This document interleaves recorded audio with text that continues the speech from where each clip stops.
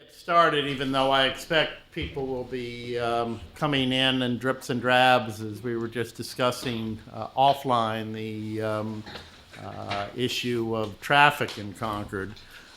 This is the Chair's Breakfast of October 17th. We are being recorded by Minuteman Media Network.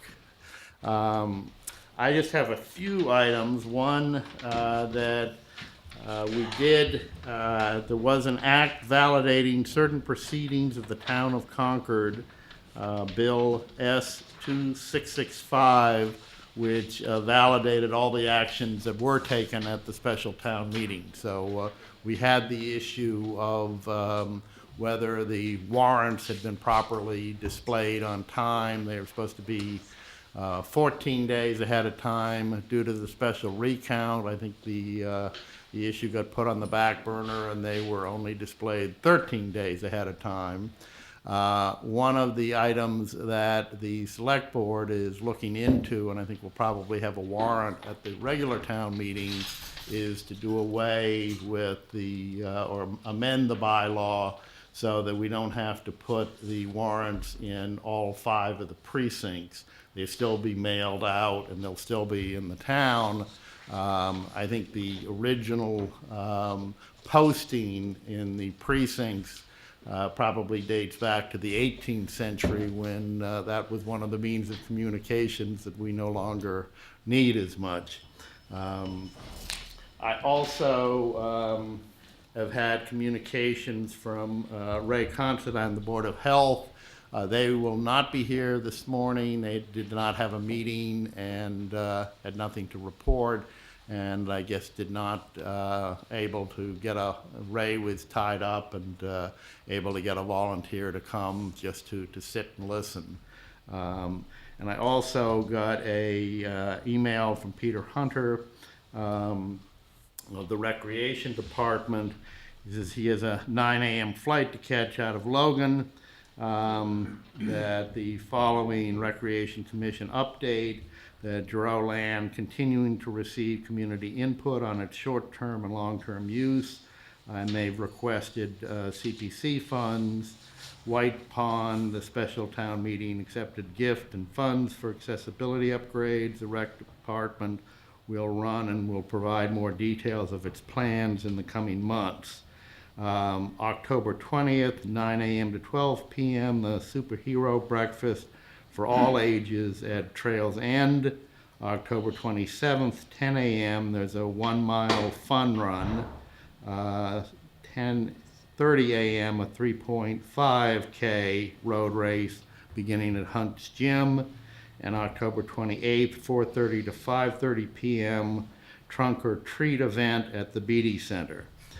These events are online and in the recreation brochure. So with that, good morning. Well, that's what we were speaking about earlier, just that, I don't think it's going to get any better anytime soon. I don't know if you are ready to give a report. We can start and just go around, or I can start in the other direction. It's up to you. Well, good morning. I'm Carrie Flood, and I am Concord's representative on the Minuteman School Committee. Going into my 8th year, and it will be my last year. I'll be going off in June. So if somebody's interested, come talk to me. It's actually going to be a lot more fun in the next 8 years than it was the last 8 years. I can tell you that for sure. So you've got a lot accomplished, and a Blue Ribbon Award is... Yes, that is top of the list. Letter from Betsy DeVos, but the award has been around since 1982. So the standards are something that's actually worthwhile. There are 70 high schools in the U.S., only 3 of which are voc-techs that got the award. It is for, let me see the exact language. find it. Forgive me. It's a national For award. exemplary achievement gap closing schools. National Blue Ribbon School for 2018, awarded by Betsy DeVos. Recognizes public and private elementary, middle, and high schools where students either achieve very high learning standards or are making notable improvements in closing the achievement gap. So there will be an official plaque delivered to the school, and the superintendent and 2 teachers will be attending a ceremony shortly in Washington, D.C. Moving on, the building project, once again, on time, on budget to open next fall. The building is totally enclosed now. They're working, major things going on right now are plumbing and electrical work. All of the framing of walls is in, so putting up the plaster and wallboard and that kind of stuff is going on as well. There was a video shown at the select board meeting, so if anybody watches the Channel 9, the repeats, you'll be able to see the video, and it's very impressive. It's also available on the school's Okay. website, minuteman.org. Go to the building project. It's only about 3 minutes, but it sort of flips back and forth between the camera moving through the school and virtual reality of what it's going to look like when it's finished. And it's really neat. There's about 150 people working there every single day, all of the trades. It's also very impressive that it's on budget, because with the steel tariffs and other issues involved in that, luckily they purchased the steel ahead of time before the tariffs kicked in, but many other projects that the town is looking at, the cost is substantially getting higher. The water treatment plant, for one, at Nagog, the budget's going to be more than what it would have been without some of these. So they were very thoughtful planning ahead. Good job. I think the thoughtful part was in hiring the contractors that we did, and the construction management company, which took advantage of a lot of that kind of thing, anticipating what might happen with the economy and construction trades. Let's see, what else? Also, moving from the building project to the financing of the building project, if you remember, it's about a $145 million project, 44 million of that funded by the state. Last night, we approved the second of what was expected to be 3 bonds. So with what we did last night, we're at $82 million of bonding. There had been expected that there would be one more when the project was all done, wrap it up. But with the rising rates, we may take another slice off of that. There's a roughly 18, 20 million more that we have to borrow. The first bond a year ago was at 3.12.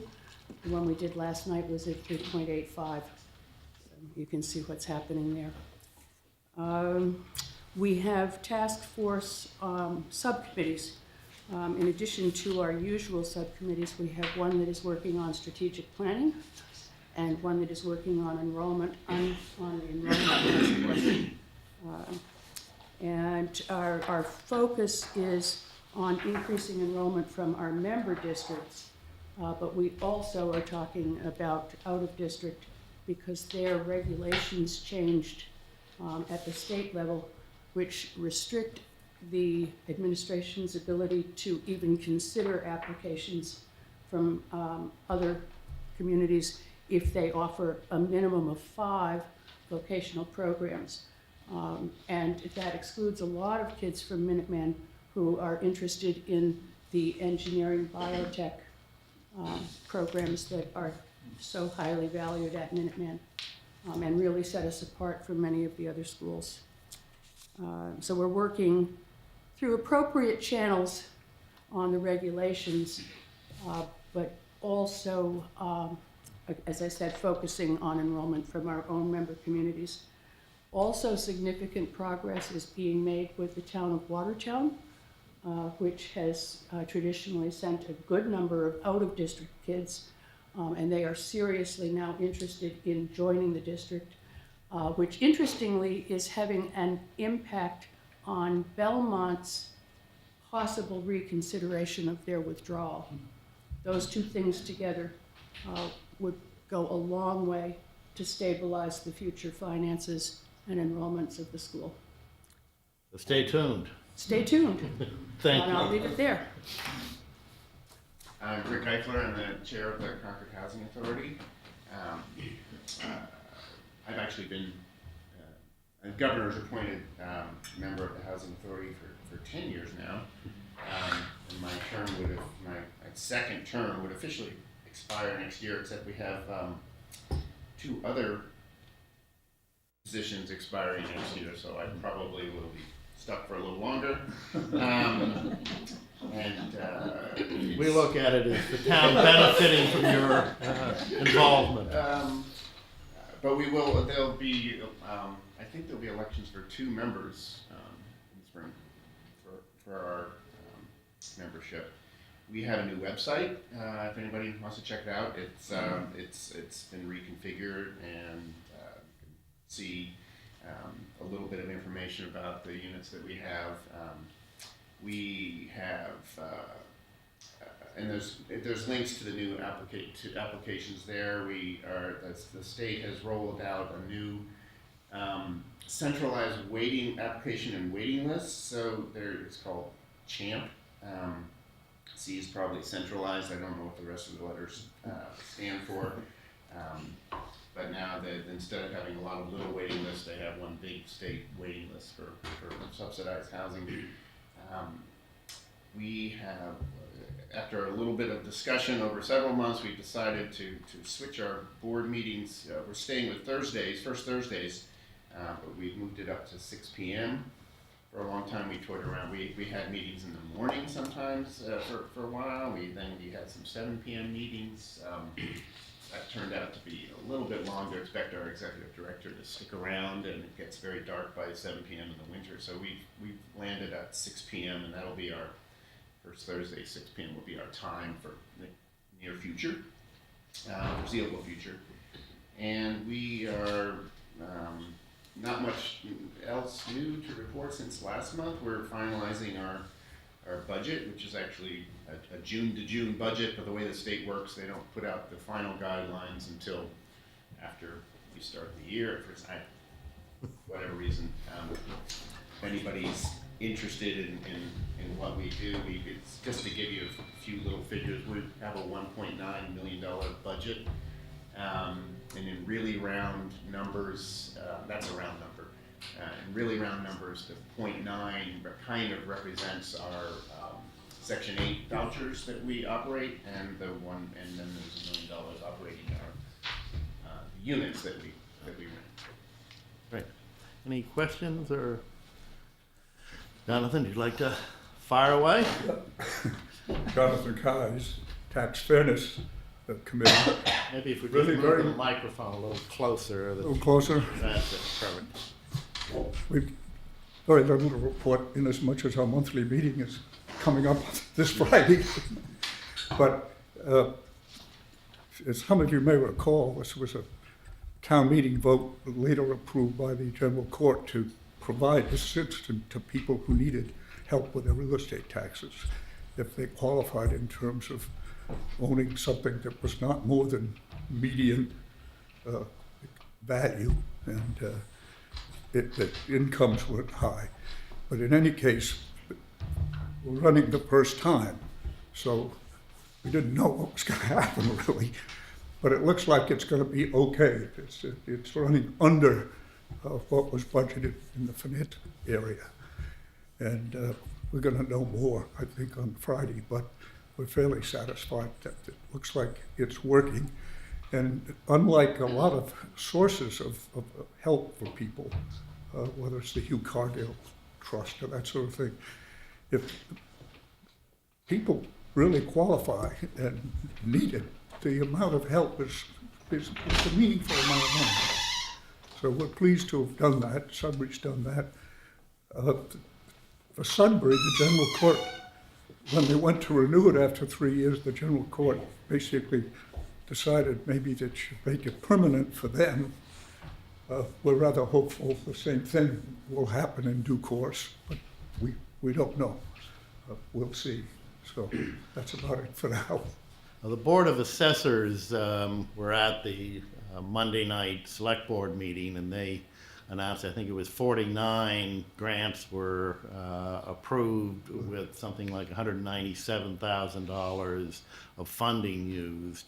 And there was a possibility that, given the formula, it could have been as much as $440,000, which would have resulted in a 7-cent increase in the taxes.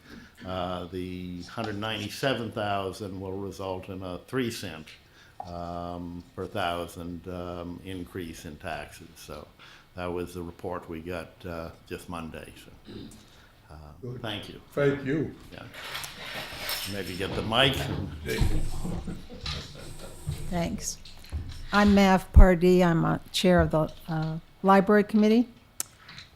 Things going on at the library right now. We have a lot of focus on our capital project because a couple of years ago we acquired 151 Main Street, and there's been a lot of planning on how that will be used. So one of the things that I think is important is that tomorrow night here at the townhouse there's going to be a public forum. And one of the things that we've been doing at the library is really trying to get the word out in the community so that people understand what this project is about, what the benefits are going to be, and where the planning process is. There's still plenty of room for community input, and that's one of the reasons we're having the meeting here at the townhouse. We've had a number of programs this early fall, and we just can't accommodate as many people as turn out at many of these things. There's a recent thing by Louisa May Alcott. There was the Anderson photo exhibit. These things, I mean, I don't know how many of you go to those, but you are just squeezed into the library. So we decided that it made more sense to invite people here for a public forum. So that's happening tomorrow night at between 6 and 7 p.m. Another thing going on is this month, October, is the Concord Festival of Authors. And for 25 years, that was run by a fellow named Rob Mitchell, who retired last year, and then it was a question about what would happen. Well, the bookstore, the museum, the library, a number of community organizations got together, and we sort of talk about this as a transition year, but it's been enormously successful. Some of the programs, they're programming practically every day during the month of October. And we've had 20 that were hosted by the library, some sparsely attended, but many of them 75 to 100 people turning out. So that's great. And then Rob Mitchell's family has a small foundation, and they met. They're very impressed with the fact that the community organized and is keeping this going. And they made a determination at their foundation meeting this month that they're giving the library $5,000 towards the planning for a 2020 festival. So that was all good news. All of you have always gotten those little quarterly program notes from the library telling what's going on. It's, microscopically small print. And the trustees have decided that that costs $11,000 a year. So we're going to discontinue that, and it's going to just be on the website. So you will not be getting those anymore. And then I think the other big challenge right now for the library is thinking when we develop the space at 151 Main, it's essentially increasing the space at the library by 35 to 40%. So we're starting to look at what the staffing needs will be. We've been looking at programming and design and so on, but for that to be successful, we're going to have to make some real plans about staffing. So that's where we are.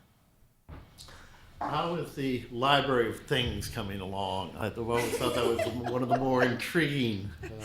The Library of Things we sort of put on the table for a while. It's going to open early in 2019. And what the Library of Things is, it's going to be, you'll be able to check out various kinds of tech gear and so on. I mean, some people are saying cake pans and all kind. I don't think we're going there. I think it's going to start out. Stargate or other. Yes. Yeah, we have a telescope and a number of technology things long before we're doing cake pans. It's a great idea. Yeah, yeah, In terms of discontinuing your regular mailing yep. and saving the $11,000, I know in my personal life and my family's, things are so busy that out of sight is frequently out of mind. And I would urge you to send out an email, check the website, or Yep. send out a simple postcard saying check the website, print up 1 million of them, and keep them for use over 10 years or something. But that just No, we did talk about that last night, and the fact, so there will be two things. We'll start that when you go into either of the libraries, there will be a list of this is what's happening today and this week at the library. But also, we're getting to be much more tech savvy over there. Some very impressive, I have to say, younger people have come to staff the library. And I think there will be a lot more electronic communication with the community, largely because that's where a lot of people are going. And we now are developing the capacity to do that. So I don't know if any of you have looked at the website, but it's really something. And that's really developed in the last, I'd say, 12 to 18 months. Thank you.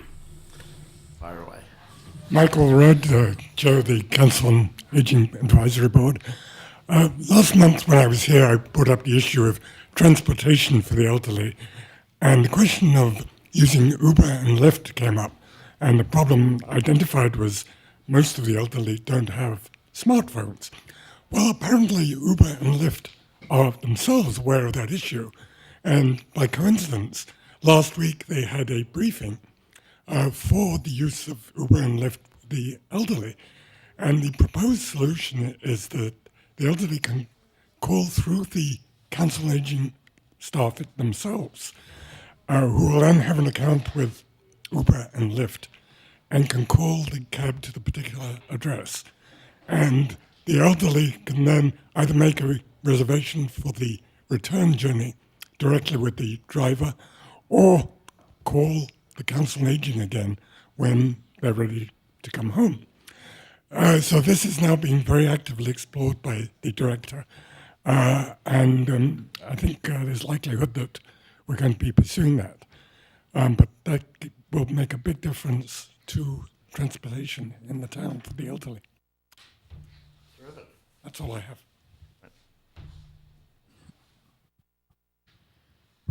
Morning, it's Jim Smith, Zoning Board of Appeals. Our primary administrative issue is that we are down at least 2 associate members, which leaves us with four members total, 3 regular members and 1 associate member. Because we have to vote, have to have all 3 members, at least 3 members present for a vote. It's really caused us to have 2 meetings this year that we've had to postpone due to lack of quorum, people not being available. It's been an issue for us for a while, so, and we've contacted our representative on the select board as well. I mean, but it's just it's an administrative issue that I think hurts the town. In terms of the board's activities, we, as you can imagine, are a pretty reactive board to what's in front of us. This is a time, I'm sure you've seen around, where there's a couple of things continuing to go on in Concord, one of which is the continuing demolition of small houses to create large houses and the creation of large houses out of small houses. We face that and we deal with that in 2 respects. One is that if you try to do that on a lot that is non-conforming, and you're trying to increase the size of your house by more than 50%, that has to come before us with a discussion about whether or not the proposal fits the neighborhood. That's an interesting issue because you have a lot of neighborhoods where there are a lot of conforming lots and small houses, but in conforming lots for which there would be no prohibition whatsoever from anybody other than the anti-mansionization bylaw, which I'll get to in a second, from creating a very large house. So it's very, very difficult to say, oh, well, we think that you ought to keep this house in a more modest size for the neighborhood, if you can imagine that in 20 years the whole neighborhood around it would be large homes. Second is, as I mentioned, the anti-zoning, anti-mansionization bylaw, which tries to regulate the gross floor area, the floor area ratio between the size of the house and the size of the lot. That is a very blunt instrument, probably set at a level that is, everything's a compromise, probably set at a level that's we would all consider to be still pretty big houses in most particular places. But I think that the board has been working through, how that's working. We've had some discussions with other committees, the people who were originally promoted, the planning board that promoted the bylaw, about some tweaks, but nothing major. And the third thing I'd mention is that, as you've seen around town, there are a lot of planned residential development activity, all of which, as far as I can tell, is sort of focused, I suppose, on what I think is a pretty big need in town anyway, which is housing for people who are empty nesters, best word, who are looking to downsize. And we don't have a lot of that housing. We're seeing more. There's the one off Comerford Road that was just built. There's Black Birch. I happen to live in one in Miriam Close, so I can tell you how great that is. But we are seeing some other ones, and I think some of those are going to be in areas that are more sensitive, shall we say, and probably a little tougher, because I think that developers are seeing that as a great housing stock. And the last thing I would just say is that the coordination of the planning board, I think, has been really terrific, mostly through our staff, which is also terrific. But we've run into a number of issues, including the Cafe Nero proposal, which I just think that by the time we saw it, it had gone through such a good public process and such a good discussion with it. Really makes our life very, very easy when the planning board is as creative and thoughtful as they are. Thank you. Helpful. Maybe you'll move that mic a little. I'm Jim Burns. I'm on the Concord Housing Development Corporation. I recently became the treasurer. The current activity that's going is the Junction Village, which is more or less on schedule. To some extent, there's a connection with the state getting approval for some money.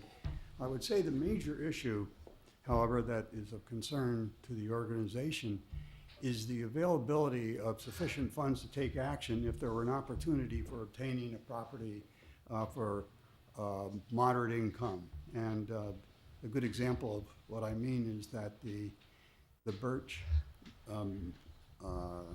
situation that was discussed at the last special meeting, where we were hoping that we could able to get some fraction of $1 million, didn't go through. And the reason we were concerned about it is that with the amount of money that we have available, cash that we can use to take action, it's not quite sufficient to do what it is that we're supposed to do, which is to try and get a property, do something, make it available for moderate income housing. And so we've been working, in fact, we had a meeting with a group last night, of thinking of ways to have some money that's available so that when we see an opportunity, we can go to the organization that can approve it and take action, rather than go through a long extended period when the opportunity is missing. I would say that's the biggest challenge we have at this moment. And quite a bit of effort's being put into thinking how to manage that. At this moment, we don't have a solution. We just have energy to try and find a solution. Good. But that is a major issue. Well, I think that was the basis of the select boards endorsing the $1 million over Right. the 2 units, but. Which, by the way, we appreciated There was considerably. a healthy debate about that and the determination made, and certainly understandable, the result of that, so. But It was a hard concept, I think, to solve. If someone said, you know, one in hand is worth two in the bush, well, that's true. But sometimes you have to it's take a nice to risk. get the two. Right, right. So we're still working and finding ways to suggestions and listening for suggestions from elsewhere to put us in a position where we can take action. I mean, the amount of money we have to take action at this moment, I checked our account, I think it's $180,000. We can't get very far with that amount of money in this town. Yeah. So we have to work our way around it. Now, and occasionally, property does come available that requires prompt action. And That's right. it'd be nice to be in a position to be able to do that, but we appreciate your efforts, and we'll be looking for what we can do as well, so, thank you. Thank you very much. Can I Yeah, just want to ask, please, yeah. do you ever solicit contributions from the public? I assume you're a tax exempt organization and it would be a tax deductible Yeah. donation. Since I've been a member of the board, which is not quite a year, we haven't solicited money. Weren't you spun out from another group that was the larger group? I'm sorry? Weren't you spun out of another entity? The organization was created, I think, about 12 years ago, for reasons which, since I'm new, I'm not quite sure what led to the organization being created, but there's been an overlap and some confusion as to who is doing what. Yeah. But that's right.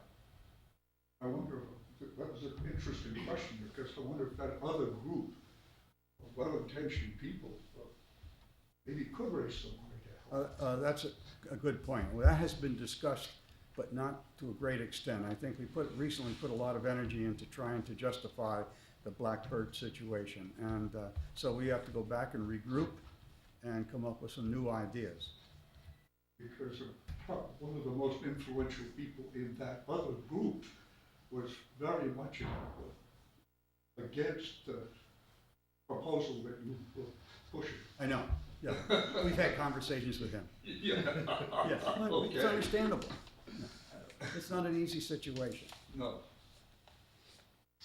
Yeah, maybe, okay, yeah. Nia Glenn, Chair of the Historic Districts Commission. As I mentioned previously, we are exploring the idea of expanding the Main Street Historic District, and about a month ago sent out letter and survey to 51 residents, owners in the area that includes Academy Lane, Belknap, Middle Street, and Sudbury Road, and a couple on Thoreau. And our deadline for the survey was Monday, and out of 51 people, we heard back from 15, which is a very exciting 29%. And of those respondents, we had 4 no's, meaning no, they are not interested in becoming part of the district. We had 5 yeses and 6 maybes. So we have 10 members on the commission, and we propose to divide those 51 residences up between us and attempt to phone them all. Now, you realize nobody answers their phone anymore, and a lot of people have just cell phones that we don't have Harder to access get to. phone numbers. Right. But we are working on a pitch to at least leave on a voicemail.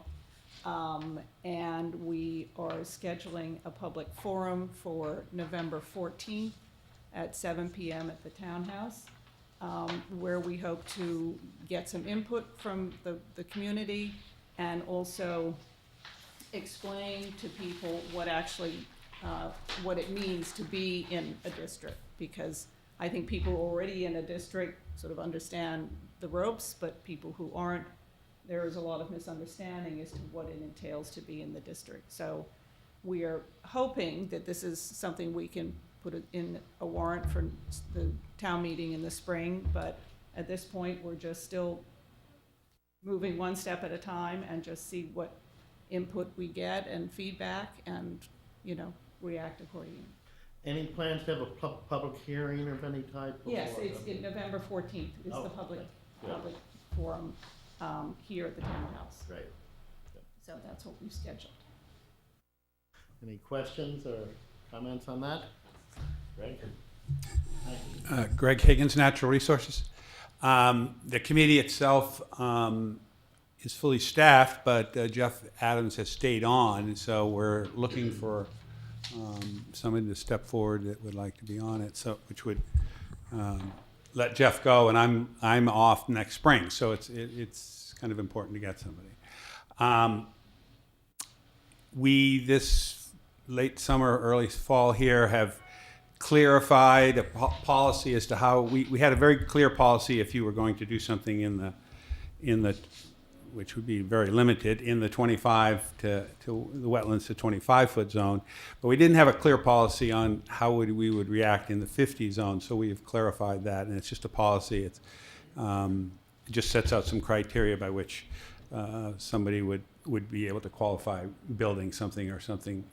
Basically, it entailed if you can go no closer than your existing building. But there were a few cases that came in front of us where a building was, I'll say it was C-shaped. It wasn't exactly like that, where they wanted to do something inside the C, and it was kind of hard to say, well, your building's out here, but we can't let you put this little thing on here. So we clarified how that would work. The parking lot has been basically finished out at the end of Balls Hill, which is great. Go out there and park and take a walk. The select board has, I think, made a decision at parking at Punkatas that we're going to park. That our alternative was not optimum from our point of view. We had no control over the road, but we did see a need to get parking clarified out there, and I think that personally, we haven't discussed that as a commission, but I'm glad we've got some movement in that. We did have a report from the quotes rangers that work the college kids that work this summer, just taking care of our woods and trails, and the dog issue was clearly a focal point of that, and there were a few people that really strongly object to our policy of leashing a dog, especially at Punk. But most people didn't, and several people told them they were pleased with our decision in the trail walker. So, that continues on. It was interesting that I think a little over 25% of the people that they talked to over the period were not from Concord, which was kind of an interesting statistic that we are getting people from other towns coming in. Is that a written report or is? Yeah. Okay, so it'll be available to. Yeah, I believe it is on the website. Yeah, it's just, it's not a. But I know there was an earlier written report a couple of years ago, which. Oh, no, this is current, so this No, year. right, but I'll have it to helps to have that. if that's actually been put in public. I think one of the concerns was kind of what the role of the rangers Yeah. was in handing Yeah. out tickets. We had a hearing on that. Yeah, they really were not supposed to do anything of that nature. They're sort of monitoring just Yeah. feedback. They didn't have any policing power, that sort of jazz. So, but yeah, there was a. And I think people, we are walking and you come around the corner and there's somebody there that looks sort of a fit. It doesn't sit well. Yeah. And I understand that, And the signage was, to be fair, the signage, which we felt compelled to put up, also doesn't, it doesn't sit well when you want to take a walk in the woods and start reading. Isn't Punk a particularly difficult area? Pardon? Isn't that area difficult? My understanding was that the dogs had to be on a leash in that area, but in no other area of the town trail system is it required. Dogs have to be under control. Yeah, that's fairly accurate. There are some farming fields and areas that during certain times of the year, dogs are to be leashed. Well, Punk abuts a lot But of private land of the private people. Punk specifically, 12 months of the year, Yeah. you're supposed to leash your dog and stay on trail. So Punk was set off as a unique. It's probably, you know, is it the nicest? I mean, that's an opinion.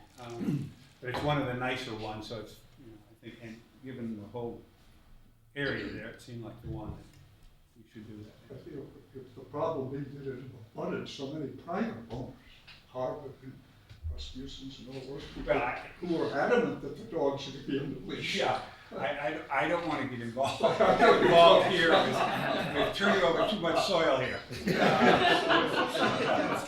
I think every property has a lot of abutters, but, yeah, enough said. Any other questions or comments? We're moving right along. Well, no, I'll actually say that, that, and I don't really want to turn over the soil either, except that I am a runner, and twice in the last month, once in Concord and once not in Concord, I have had dogs who were with people, presumably under quote-unquote control, one bite me, and one, basically knock me down. So I think that it's really important. I actually think it's important to recognize that people who think they have their dogs under control sometimes do and sometimes don't. And I think one of the issues which you kind of alluded to is that not always are the people who are walking or supposedly under control of their dogs from the area. And so that there's kind of a little bit of a different sense of responsibility to fellow citizens they may be having. And I think that's what exacerbated the problem in the first place. Is, the people were coming in from outside and the numbers were getting beyond control. So, but, yeah. I recognize it wasn't a scientific survey. Were the observations that the 25% roughly that were out of town, thank you, are they Carlisle, Bedford, or are they Brighton? I don't know if they reported where they were from. I'm not positive. I mean, I don't know it would whether be they said you live interesting. in town, and when they said no, just check no, or whether they said, what town are you from? I don't know that answer. It would be interesting to know That would whether, be interesting, that's a good or, question, yes. people who are visiting relatives here from somewhere and have their dog that they want to Yeah, I exercise. didn't get or that whatever, sense yeah. that it was that. But, and getting back to the comment here, that is, I think, the reason that the commission felt they had to give one place in Concord where people could feel. We had people of age talk about the fear of being knocked down and that sort of jazz. And given the sensitivity of Punk, it just seemed that to the commission, the consensus was that. Concord, I think, we identify as a place that we welcome visitors to come and share American history and heritage.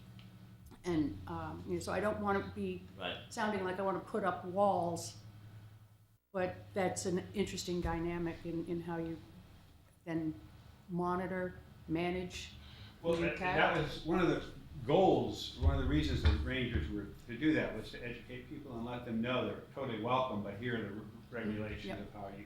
And they didn't just go to Concord, they were all over the place. Just to say, here, we want your dog under control, and if you don't know what that means, we'll explain it. And I think next year, rangers are gonna probably have a bigger role over at White Pond, so, but, You would think so, yeah, especially with something, that's gonna be interesting. yeah.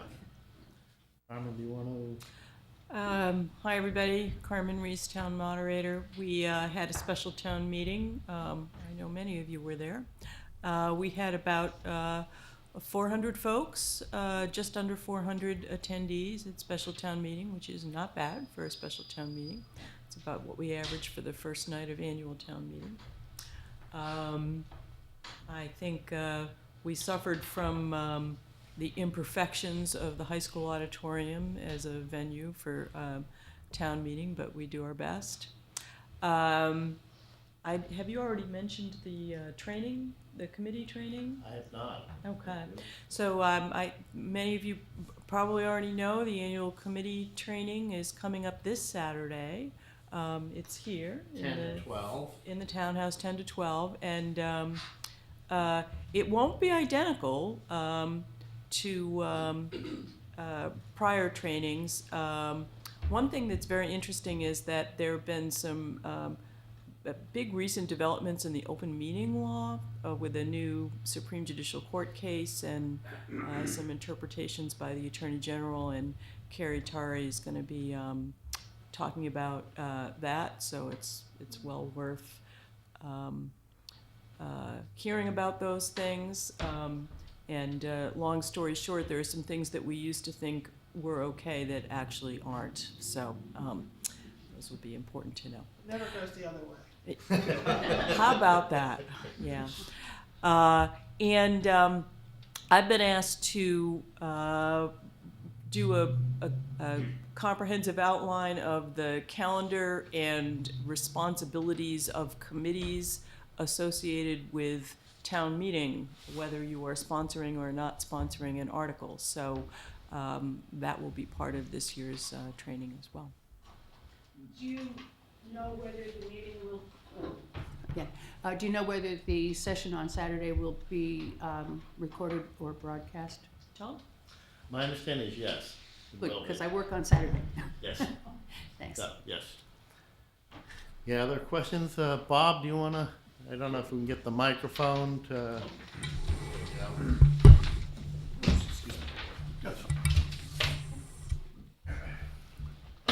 Robert Grom, School Committee. We recently awarded our high school campus feasibility study to Gale Associates. We had our kickoff meeting yesterday with about 4 or 5 town departments represented. We had 3 or 4 people from Gale Associates, a couple of school committee members, and also school administration. So this was a very cooperative effort, very productive, and should lead to very good results. The draft report from Gale Associates is due mid-December, so we will have the school committee be in a position where we can eliminate certain potential projects that have been mentioned through the process that we used in terms of the Campus Advisory Committee, which met for about a year and ended with a report last May. And so this is going to put the school committee in a very good position to make some intelligent and informed decisions. Not that you haven't already done that in the past. Well, I mean, you know, we can only control what we're doing right at this minute, right? So we're also working on a PEG user agreement with the 2 towns, Concord and Carlisle, and Minuteman Media Network has space at the high school, so we're going to formalize that in a user agreement. The budget work is in full swing. We're switching to zero-based budgeting this year, and the preliminary budget reports will be presented tomorrow evening to the Finance Committee. We also had a very successful, I think it's 11th or 12th year now, of Kicks for Cancer, which is an event that raises money for cancer research. We must have had 14 or 16 teams, mainly soccer, but also field hockey, and it's expanding every year, it seems. For the first year, we've had a 5K run, also for cancer research fundraising, the Mighty Moose 5K run on Sunday, and combined the 2 efforts netted a little bit over $125,000. So that was quite successful and keeps growing. We were very happy that town meeting approved the article concerning the safety resource officer for the middle school. That person has been hired and is already working, so we're not going to miss 6 or 7 months, you know, waiting for annual town meeting. So that was very positive.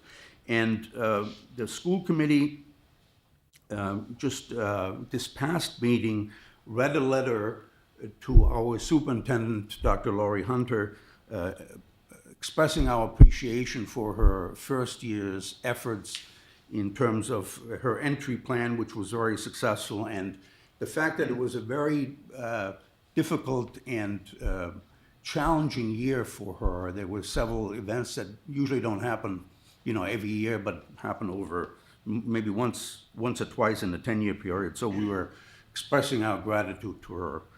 And last, we're also working on improving news coming out of the school committee. So we have a reworked school committee news subscriber list that you can sign up at concordps.org, and it'll include agendas, minutes, and other news items that'll be helpful. The school community is well informed, it seems to us, but oftentimes information doesn't get out to the rest of the towns. So, Terrific.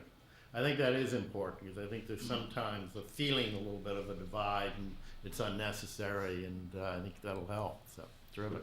Thank you. Any questions from anybody? Carlin, would you like?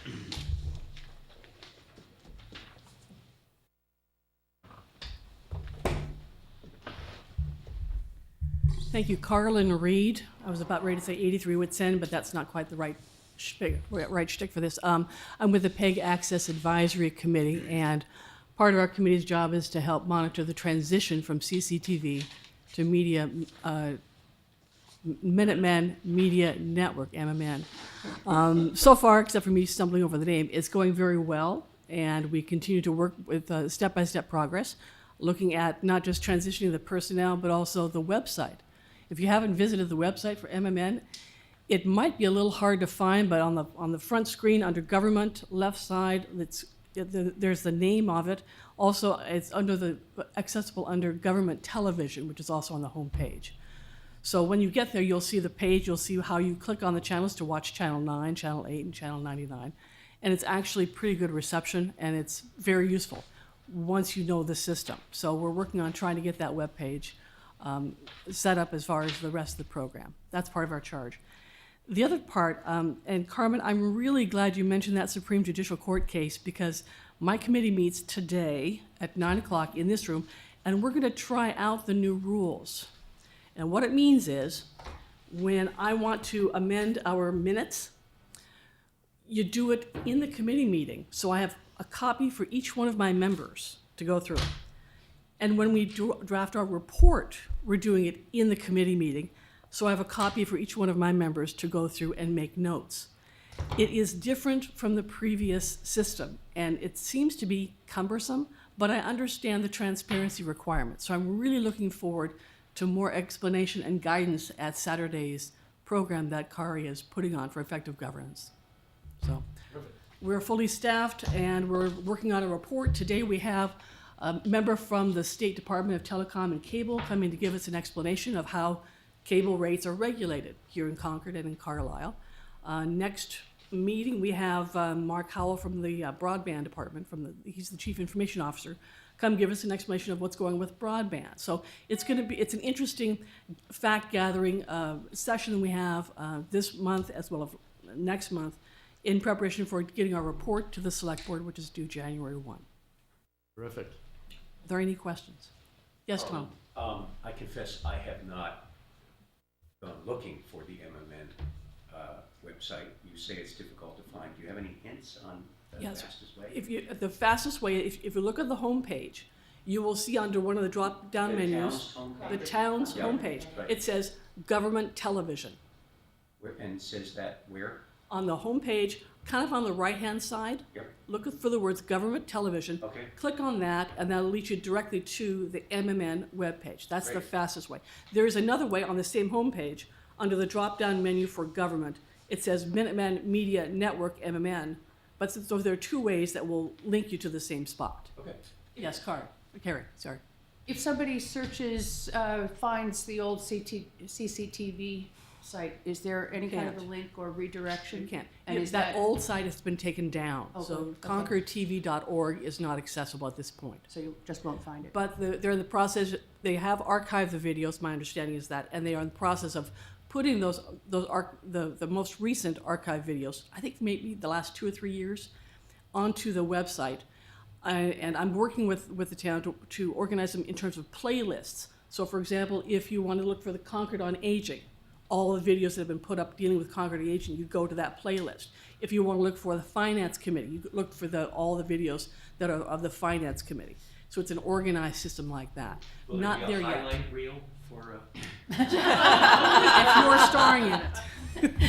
No, that's actually a good point, because sometimes, you have this vague memory of something that somebody said, and I have more than once gone back to CCTV and sort of tried to scroll through a long video to see what did they actually say, or what was that visual actually And showing. that's one of the benefits added with this whole process, is to have the playlist organized by the organizations that put on the programs, and then be able to organize it so you can say, okay, I want to look at what happened here, what happened there, and be able to pull it down without having to do the hunt and peck and finally get frustration. But if there's a problem, there is an email that is functioning now, it's on the website, mmn@concordmat.gov, which is the email that goes to actually Erin Stevens, our public information officer, and she's the one who is in charge of the staffing and in charge of the program. So if you have a problem, you contact Erin through mmn@concordmat.gov. So we're trying to make it accessible as much as possible. Doing a great job. Thanks. Thank you.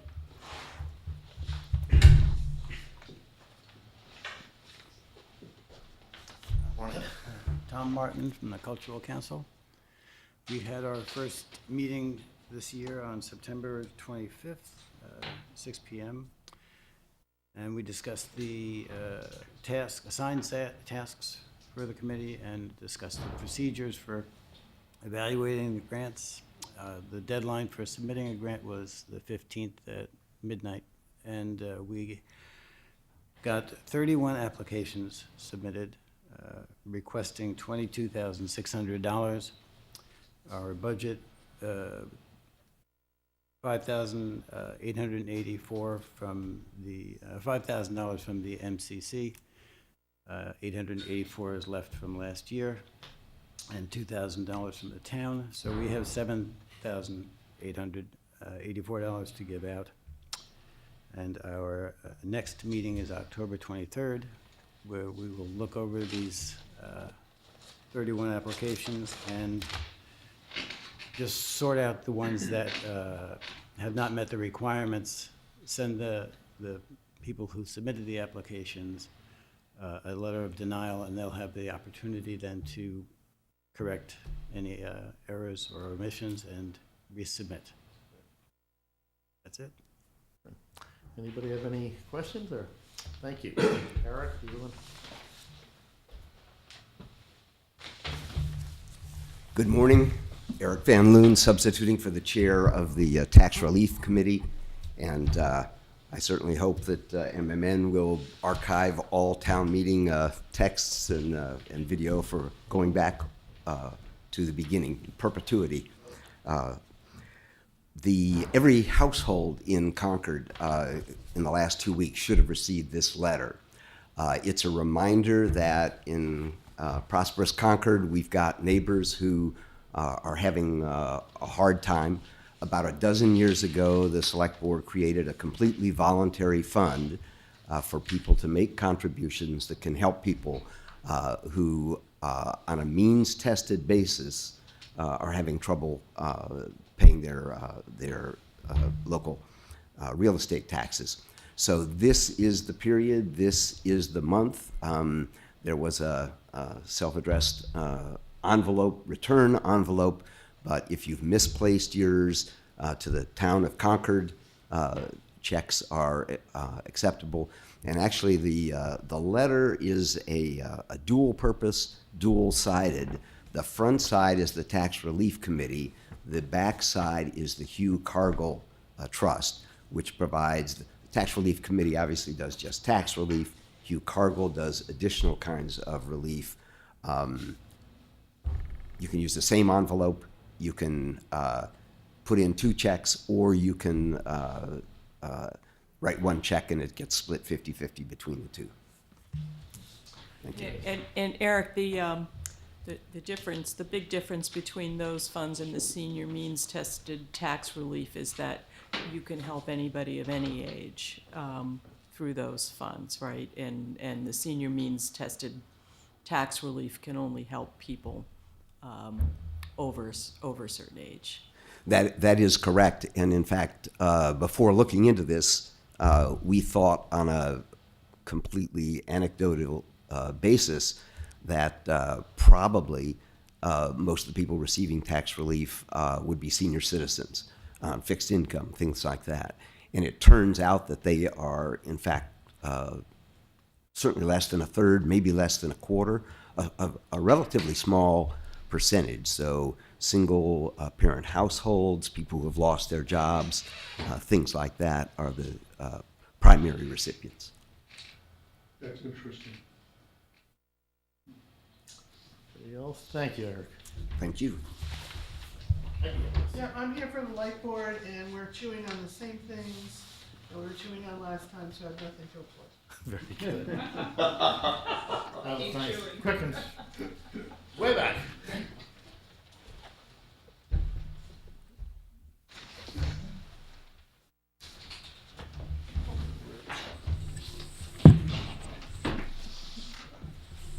Janet Miller from the Comprehensive Sustainability and Energy Committee.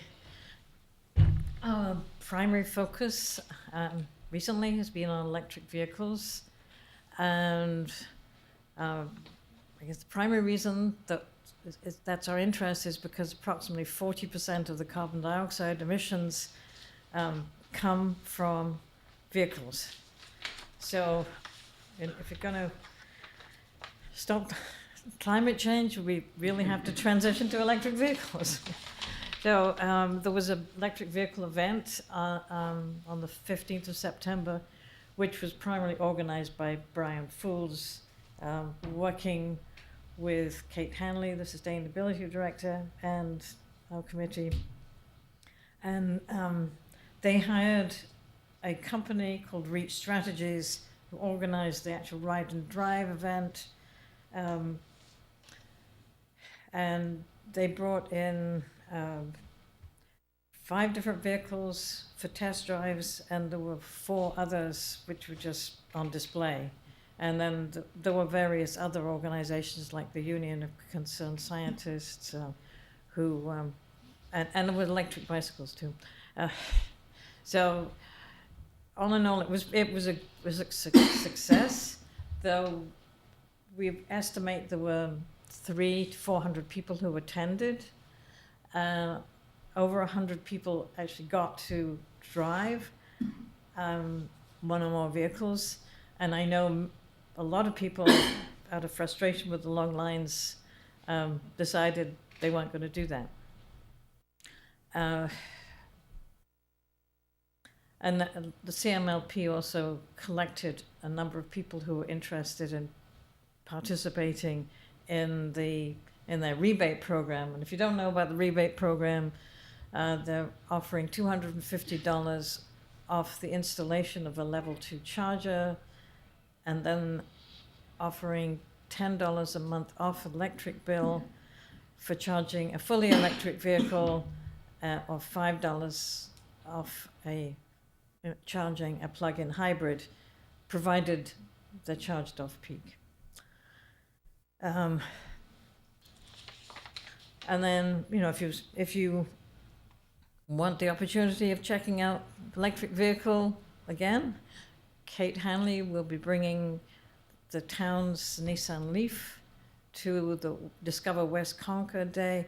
And there's also going to be somebody from Energy New England who is working with the town to help promote electric vehicles.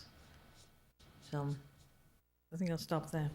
I guess the electric bus is working well, the school bus. The electric bus, I think, has been having some problems, but they did. Apparently, it was the 17th vehicle that was ever made. That's what Brian told me, and so it was definitely, they were having teething problems. But there was a part, there was something that was wrong with it, and they had to get a part from Canada, and then there was problems with getting it through customs. Anyway, they did manage to get a part in time and installed to be a shuttle bus. The Walden Pond parking lot filled up, and unfortunately, from our point of view, the weather was very nice, and so there were a lot of visitors to Walden Pond as well as to the EV event. But maybe some people who came to the pond actually came to the EV event as well.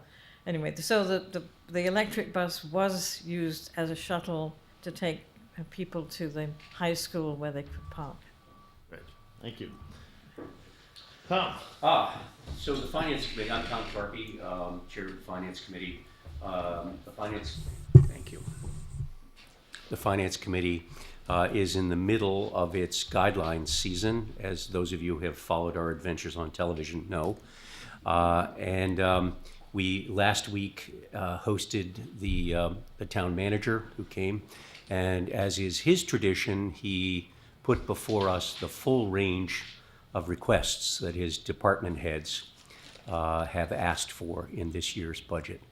And it's pretty thrilling to look at that list. And it also gives one an idea of the daunting task the manager has every year in winnowing out what should be put in the actual budget, what the town can afford versus what the whole range of very worthy requests that his department heads have put in. So that was our first visit with the town manager. We'll have our first visit with the school committees tomorrow evening. I urge you all to come. That should be a very interesting meeting, especially in light of both our not quite brand new, but still pretty new superintendent and our brand new deputy superintendent, Jared Stanton, who is helping with, actually spearheading the task of converting to zero-based budgeting. Many of the Finance Committee members have been attending both school committee meetings and the school committee's budget subcommittee meetings, and have been very gratified by the efforts we've seen going on there. So this is an ongoing process. The guidelines process will go on until late November, and when we issue our guidelines letter. So stay tuned. Any questions or comments? Well, thank you, everybody, and I hope to see you all on Saturday morning at 10 o'clock.